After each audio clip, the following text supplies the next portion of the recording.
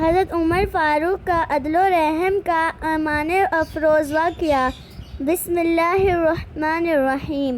مدینہ منورہ وہ مقدس شہر تھا جہاں رسول اللہ صلی اللہ علیہ وسلم نے انسانیت، محبت، عدل اور رحم کا ایسا نظام قائم فرمایا جس کی مثال دنیا میں نہیں ملتی۔ آپ صلی اللہ علیہ وسلم کے وصال کے بعد صحابہ کرام رضی اللہ تعالیٰ عنہ نے اسی راستے کو آگے بڑھایا۔ انہی عظیم شخصیات میں ایک نام حضرت عمر فاروق رضی اللہ تعالیٰ عنہ کا ہے، جنہیں اللہ تعالیٰ نے ایسی مضبوط شخصیت عطا فرمائی تھی کہ بڑے بڑے معاملات میں بھی آپ رضی اللہ تعالیٰ عنہ حق اور انصاف کا دامن نہیں چھوڑتے تھے۔ حضرت عمر فاروق رضی اللہ تعالیٰ عنہ صرف ایک حکمران نہیں تھے بلکہ اپنی رعیہ کے خادم تھے۔ آپ رضی اللہ تعالیٰ عنہ کا یہ معمول تھا کہ رات کے وقت مدینہ کی گلیوں میں خود کش کرتے تاکہ معلوم کر سکے کہ کوئی شخص بھوکا، بیمار یا کسی پریشانی میں تو مبتلا نہیں۔ آپ رضی اللہ تعالیٰ عنہ کو خوف رہتا تھا کہ اگر قیامت کے دن اللہ تعالیٰ نے پوچھ لیا کہ تمہاری حکومت میں کوئی شخص تکلیف میں تھا تو تم نے اس کی خبر کیوں نہ لی تو میں کیا جواب دوں گا۔ ایک رات کا واقعہ ہے کہ مدینہ منورہ پر خاموشی چھائی ہوئی تھی۔ لوگ اپنے گھروں میں آرام کر رہے تھے، لیکن حضرت عمر فاروق رضی اللہ تعالیٰ عنہ اللہ کی مخلوق کا حال جاننے کے لیے باہر نکلے ہوئے تھے۔ آپ رضی اللہ تعالیٰ عنہ آہستہ آہستہ گلیوں میں چل رہے تھے اور ہر طرف نظر رکھ رہے تھے۔ چلتے چلتے آپ رضی اللہ تعالیٰ نے ایک گھر سے بچوں کے رونے کی آواز سنی۔ آپ رضی اللہ تعالیٰ عنہ رک گئے اور سوچنے لگے کہ اس وقت بچہ کیوں رو رہا ہے۔ آپ رضی اللہ تعالیٰ عنہ اس گھر کے قریب گئے اور حالات معلوم کرنے کی کوشش کی۔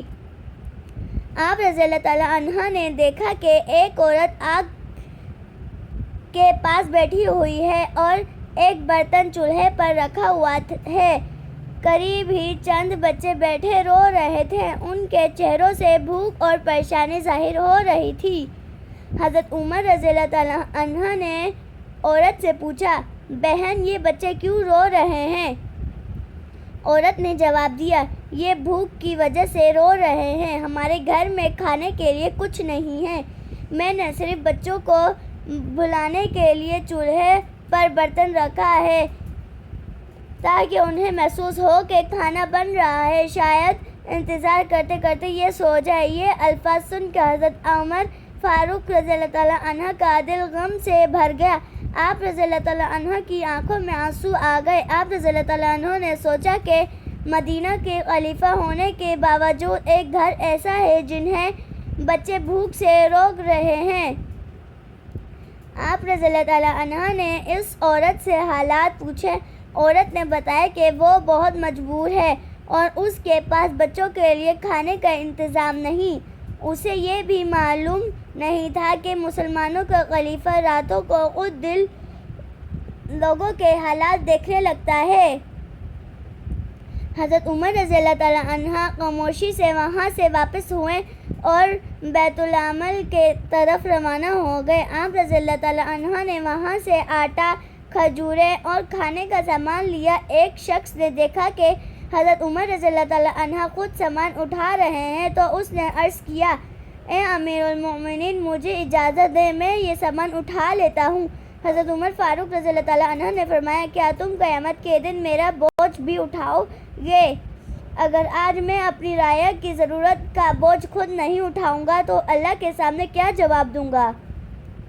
یہ الفاظ آپ رضی اللہ تعالیٰ عنہ کی ذمہ داری اور اللہ کے خوف کو ظاہر کرتے ہیں۔ آپ رضی اللہ تعالیٰ عنہ نے کسی کو اپنی خدمت کا موقع نہیں دیا بلکہ خود سامان لے کر اس عورت کے گھر پہنچے۔ پھر حضرت عمر رضی اللہ تعالیٰ عنہ نے اپنے ہاتھ سے کھانا تیار کیا۔